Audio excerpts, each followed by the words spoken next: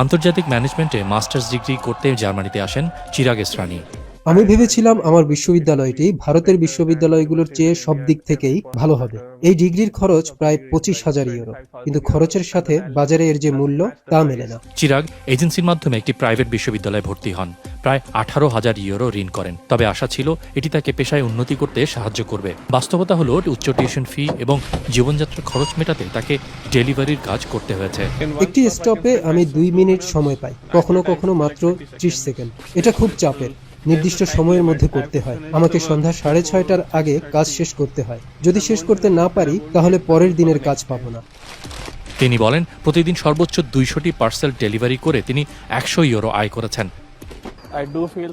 মনে হয় যেন এই কাজের চক্রে আটকে গেছি, কারণ এটি করতে গিয়ে আমার পড়াশোনার বা আমার পেশায় ভালো চাকরি খোঁজার সময় থাকে না। জার্মানিতে 2 বছর থাকার পর চিরাগ স্নাতক সম্পন্ন করেন। শত শত আবেদন করার পর তিনি একটি পোশাকের দোকানে চাকরি পান। গেল 2 বছর আমি অনেক কিছু শিখেছি ও উন্নতি করেছি।